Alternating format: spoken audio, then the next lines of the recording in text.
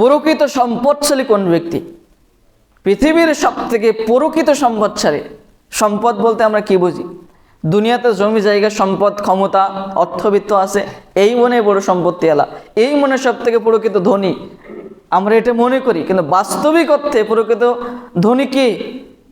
রাসূলুল্লাহ সাল্লাল্লাহু আলাইহি ওয়াসাল্লাম বলছেন, লাইসাল গিনা আন কাসরাতিল আরাদি ওয়ালাকিন্নাল গিনা গিনা আন নাফস। যে ব্যক্তির অন্তর সুস্থ, যে ব্যক্তির নাফস সুস্থ, সেই হলো প্রকৃত ধনী।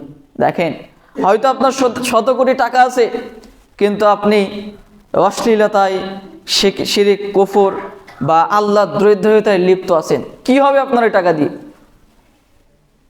এই অন্তর আপনাকে জাহান্নামে নিয়ে যাবে, এই কলুষিত অন্তর আপনাকে জাহান্নামে নিয়ে যাবে। আর আপনার টাকা নাই, খাওয়ার মতো পয়সা নেই, কিন্তু অন্তর পরিশুদ্ধ, নাফস পরিশুদ্ধ, এই অন্তর আপনাকে জান্নাতে নিয়ে যাবে। সুবহানাল্লাহ। সম্মানিত জুমার মুসল্লি কিরাম, একটা উক্তি আপনার সামনে পেশ করব।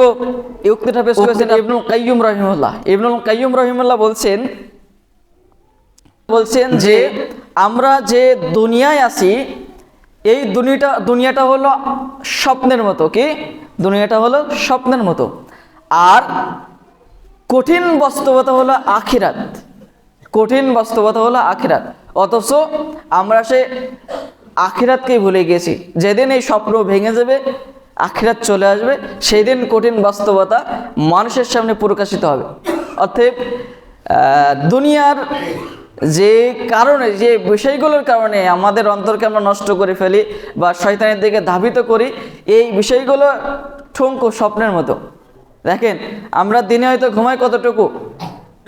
6 ঘন্টা বা যতটুকু ঘুমান, ওর ভেতরে কোনো লোভনীয় স্বপ্ন যদি আমরা দেখে থাকি, তো স্বপ্ন ভাঙার পরেই মনে হয়, ইস, স্বপ্ন যদি শেষ হতো বা আরেকটু যদি দেখতে পারতাম, আসলে এরম জীবন যদি আমার হতো, মানে মজাদার স্বপ্ন যদি আমরা দেখি, এমন মনে হয়।